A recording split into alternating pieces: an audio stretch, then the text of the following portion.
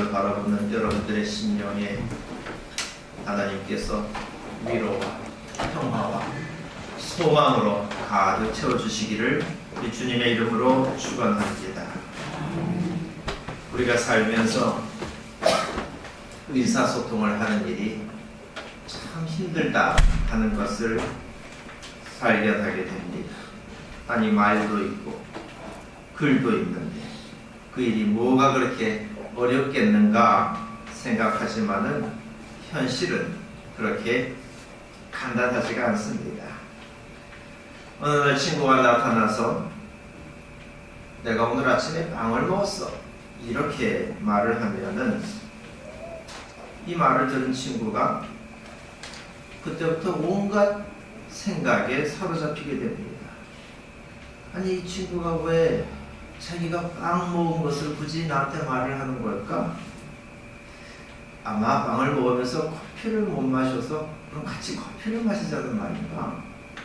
아니면 아침에는 밥을 먹어야 되는데 내가 밥을 못 먹고 빵을 먹었다. 나한테 무슨 문제가 있는지 한번 물어봐 주지 않겠어? 이런 뜻인가? 친구가 한 말을 있는 그대로 받아들여서 이 친구가 아침에 빵을 먹었구나. 맛있었겠네. 이렇게 지나가 버리면은 참 눈치 없는 사람이 되기가 십상입니다. 이렇게 말 그 자체에 그 말하는 사람의 의도가 정확하게 다 담기지 않는 것도 문제가 있지만은 그런 말을 들을 때에 듣는 사람의 판단이 개입되기 시작하면은 그 말은 꼬리에 꼬리를 물고 마침내 산으로 올라가고 마는 겁니다. 사람들은 남의 말을 그저 아전인수격으로 듣는 경향들이 있습니다. 자기 나름대로 판단하고 평가도 내리고 그런 다음에 대응을 하는 겁니다. 있는 사실 그대로 말을 해도 어떤 사람은 그 말을 자랑하는 말로 듣고 또 어떤 사람은 똑같은 말을 자기를 무시하는 그런 말로 듣습니다. 자꾸만 비교하려고 하고 좋고 나쁜 것을 판단하려고 합니다. 위로가 필요하지도 않은데 자기가 먼저 나서서 위로하겠다고 합니다. 자기 생각에는 지금 상대방이 슬퍼할 것이 틀림없다. 이렇게 판단해버렸기 때문입니다. 조언이 필요하지도 않은 사람한테 조언을 하려고 합니다. 자기는 남에게 조언을 해줄 만한 그런 위치에 있다 하는 그런 전제를 가지고 다가서기 때문에 그렇습니다. 심지어 사람들은 하나님의 말씀을 자기 좋을 대로 해석해버립니다. 하나님께서 사랑하라 말씀을 하셨는데 그러면 사람들은 누구까지 사랑해야 할까? 그 한계를 자기가 정해버립니다. 그러면서 도저히 사랑할 수 없는 그런 사람들이 어떤 사람들인가 쭉 늘어놓습니다.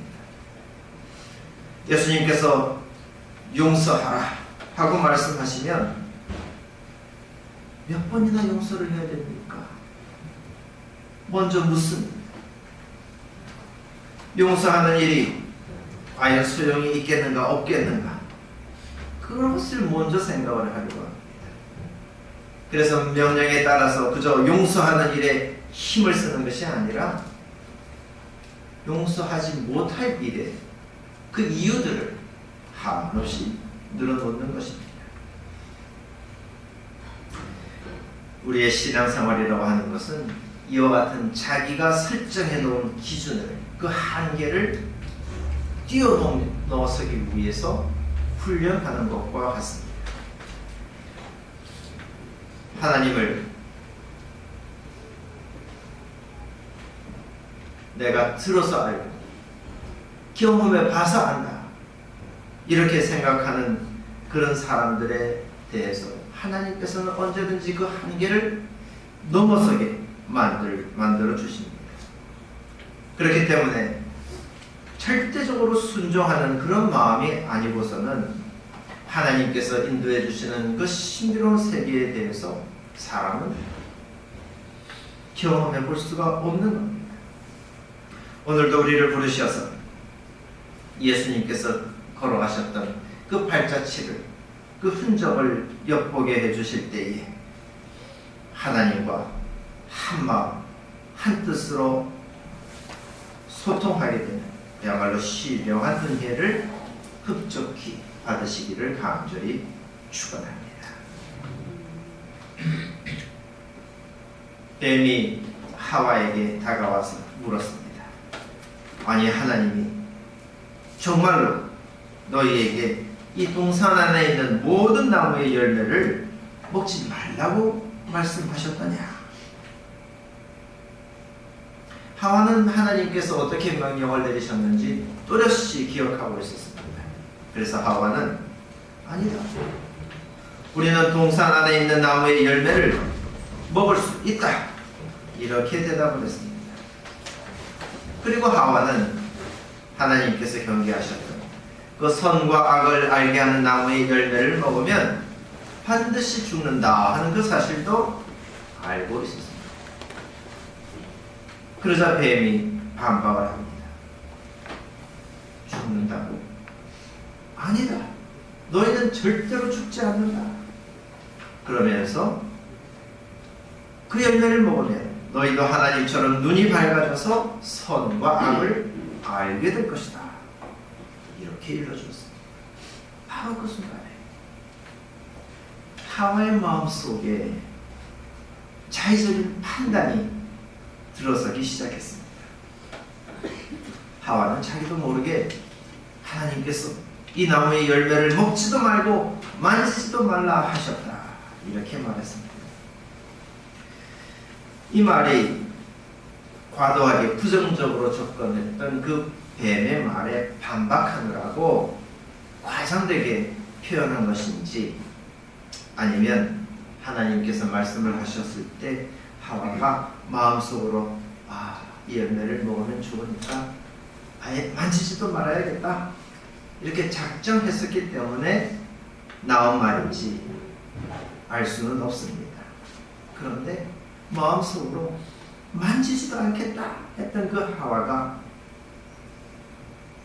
죽지 않는다, 지혜롭게 될 것이다 했던 그 뱀의 말에 전혀 반박을 못했습니다. 오히려 뱀의 말에 마음이 솔깃해서 그 순간에 열매를 쳐다보았습니다. 하와의 눈에 그 열매는 먹음직도 하고 호함직도 해 보였습니다. 그렇게 딴 마음을 가지고 바라보니 과연 뱀의 말대로 사람의 마음을 슬기롭게 할 만큼 참 탐스럽게 보이기 시작했습니다. 하와는 자기도 모르게 그 열매를 따서 먹고 또 자기가 사랑하는 그 남편 아담에게도 건네주어서 먹게 하였습니다. 이 이야기를 듣고 사람들은 아니 애초에 하나님께서 이 나무를 만들지 않으셨더라면 얼마나 좋았을까 하면서 이 하와가 유혹에 넘어간 것이 마치 하나님 때문인 것처럼 하나님 탓으로 돌리려고 합니다. 이 이야기의 주제는 이 유혹의 사건의 책임이 누구에게 있는가, 그거 한번 따져보겠다 하는 것이 아닙니다. 사람이 얼마나 쉽게 유혹에 넘어가는 존재인가, 그것을 보여주고 있습니다. 하나님의 말씀을 있는 그대로 받아들이지를 않고 자기의 판단이 개입되는 바로 그 순간에 사람의 마음은 흔들리기 시작하는 겁니다. 그가 어떤 의도를 가지고 판단하기 시작했느냐, 그것은 아무 문제가 되지 않습니다. 사람은 스스로 마음이 흔들리고 의심에 휩싸입니다. 그 유혹의 결말에 대해서 그 어느 누구를 탓할 수도 없습니다. 저 사람 때문에 내가 유혹에 넘어갔습니다. 내 욕망 때문에 넘어갔습니다. 상관이 없습니다. 그 결과는 고스란히 자기 스스로 책임질 수밖에 없는 겁니다. 아이가 어릴 적에 부모님들은 늘 좋은 친구를 사귀라 이렇게 권면을 합니다. 왜냐하면 나쁜 친구를 사귀었을 때에 나쁜 유혹이 다가올 가능성이 더 높기 때문에 그렇습니다. 사람이 얼마나 연약한 존재인가 그것을 안다면 이렇게 미리 예방하는 것이 더 적절한 방책이라고 말할 수는 있겠습니다. 그런데 보십시오. 유혹은 나쁜 친구들로부터만 오는 것이 아닙니다. 부모에게서부터도 오고 자기 안에서부터도 생겨나는 것이 유혹입니다. 부모를 따라하는 것이 가장 안전한 생존 전략이다 하는 것을 아이는 본능적으로 알고 있기 때문에 부모가 아무리 말로서 그렇게 하면 안 된다, 하지 말아라 말해봐도 소용없습니다. 또 자기 눈에 탐스럽게 보이는 것을 내 안에서부터 생겨나는 그 욕망을 어떻게 거절할 수가 있겠습니까? 그러나 이유가 어떻든지 간에 이 유혹에 한번 걸려 넘어지고 나면은 자기가 기대했던 것과는 전혀 다른 결과를 맞이할 수밖에 없는 겁니다. 이와 같은 유혹을 예수님도 받으셨습니다. 요한에게 세례를 받음으로써 공생애를 시작하셨던 예수님은 하늘로부터 이는 내 사랑하는 아들이다, 너는 내 사랑하는 아들이다 하는 이 말씀을 들으셨습니다. 그런데 이어서 곧장 예수님은 광야로 내몰려서 악마에게 시험을 당하게 되었습니다. 악마가 제일 먼저 한 일이 무엇입니까? 당장에 예수님께서 들으셨던 그 하나님의 말씀, 그 말씀을 의심하게 만들었습니다. 네가 하나님의 아들이라고? 하나님이 그렇게 말씀하셨다고? 네가 하나님의 아들이라면 이 사실을 한번 증명해 보아라. 하나님께서 선언하시고 인정하셨던 그 사실에 대해서 사람들은 그저 순수하게 받아들이지 못합니다.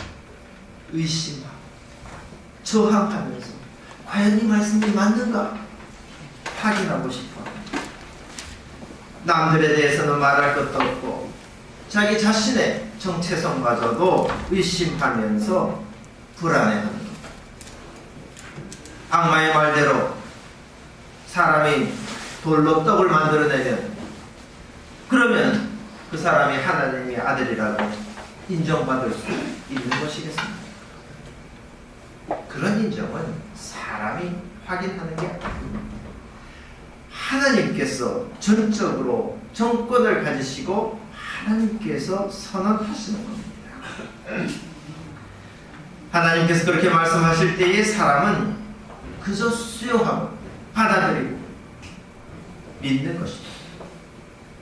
그래서 예수님께서는 사람이 빵으로 살 것이 아니라 하나님의 입에서 나오는 그 말씀으로 그 말씀을 믿고 의지하면서 살아가는 것이다 하고 대답해 주셨습니다.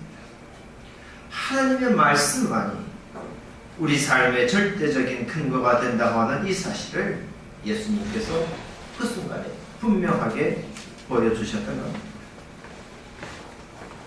악마의 유혹은 또다시 이어졌습니다. 성전 꼭대기로 데리고 올라가서 여기서 한번 뛰어내려 보아라. 또 세상의 권세를 보여주면서 내가 이것을 다 주겠다 이렇게 유혹했습니다. 그때마다 예수님께서는 하나님을 시험하지 말라고 하셨다 하는 이 말씀만, 주 너의 하나님만 섬겨라 하셨던 이 성경의 말씀으로 이 악마의 유혹을 다 물리치셨습니다. 예수님께서는 이 말씀을 할 때마다 성경에 기록하기를 하고 말씀하시면서 하나님께서 이미 내려주셨던 그 말씀에 다 기록되어져 있다. 이 말씀을 의지하면 이 유혹들을 물리칠 수 있다 하는 것을 보여주셨습니다. 성경에 기록되어 있기를 하는 이 말이 우리말 성경에는 성경에 기록하기를 이렇게 번역하고 있지만 실제로 원문에는 성경이라는 말은 없고 이 기록하다는 말이 완료 시제로 되어 있습니다. 이미 기록되어져 있다. 이미 기록되어져 있기를 이런 말씀으로 기록되어져 있다. 이렇게 씌어져 있습니다. 하나님께서는 우리가 세상에서 받을 그 유혹들에 대해서 단호하게 물리칠 수 있도록 이미 성경 안에 말씀으로 또렷하게 기록해 주셨던 것입니다. 그러면 왜 사람들은 이 말씀이 있는데도 불구하고 이 인생의 유혹들을 이겨내지 못하는 것입니다. 하와의 경우와 마찬가지로 하나님의 말씀, 하나님께서 기록해 주신 그 말씀을 자의적으로 제멋대로 해석해 버리기 때문에 그렇습니다. 악마가 예수님을 어떻게 유혹했는지 한번 보십시오. 하나님의 말씀으로 말씀을 가지고 예수님을 유혹했습니다. 하나님께서 선언하신 그 말씀을 의심하도록 부추긴 겁니다.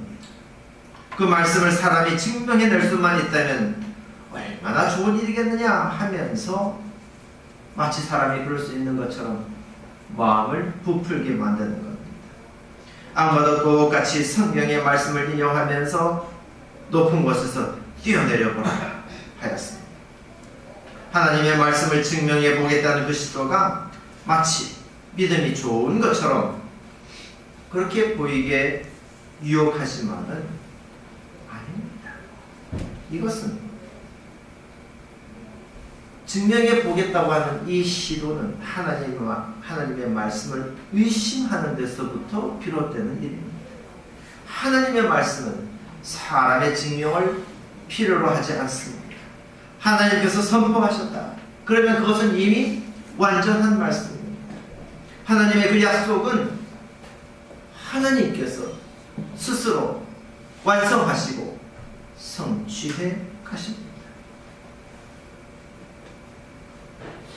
예수님께서 이 땅에 오시기 전까지 이렇게 하나님의 말씀이 왜곡되고 사람들에게 무거운 멍에가 되어버렸던 것은 다 사람들이 그 말씀들을 자의적으로 해석해버렸기 때문입니다.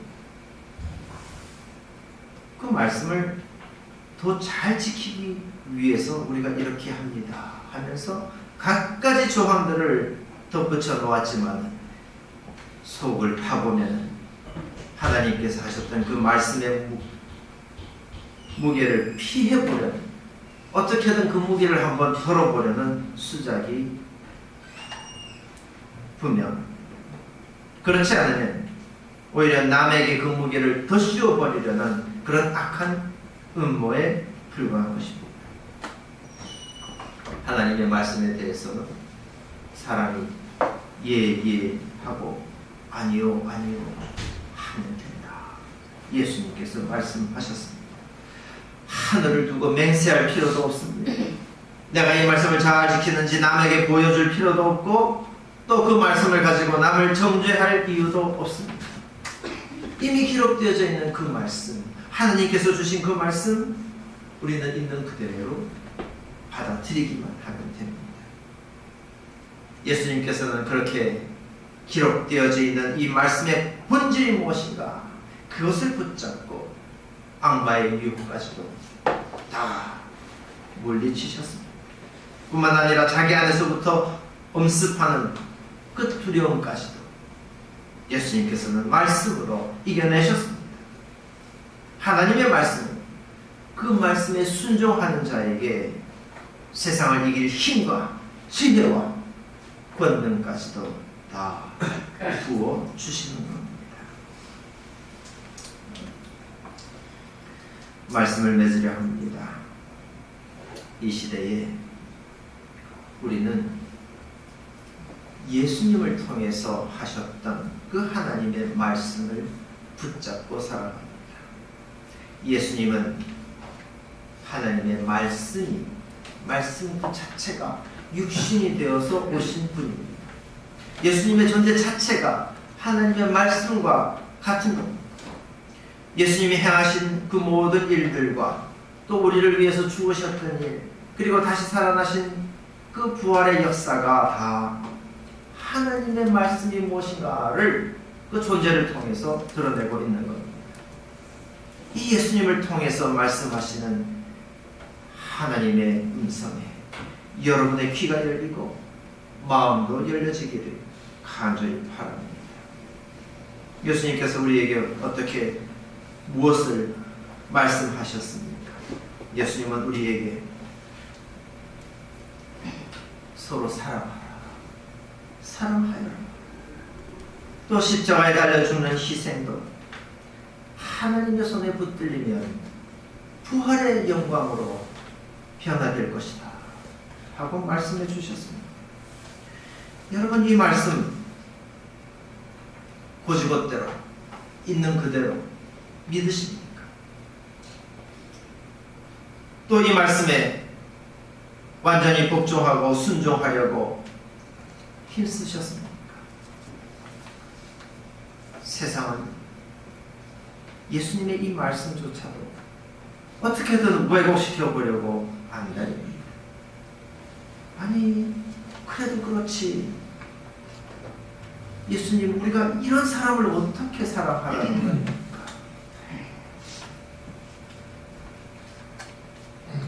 이렇게 변명하면서 용서할 수 없는 사람들, 저주할 사람들을 한없이 늘어놓고 있습니다. 영적 전쟁을 운운하면서 그 십자가를 앞세워서 가차없이 사람들을 죽이는 일에 앞장서고 있습니다. 십자가에 묻어있는 희생당한 예수님의 그 또렷한 핏자국을 사람들은 그렇게 지우려고 하고 있는 것입니다.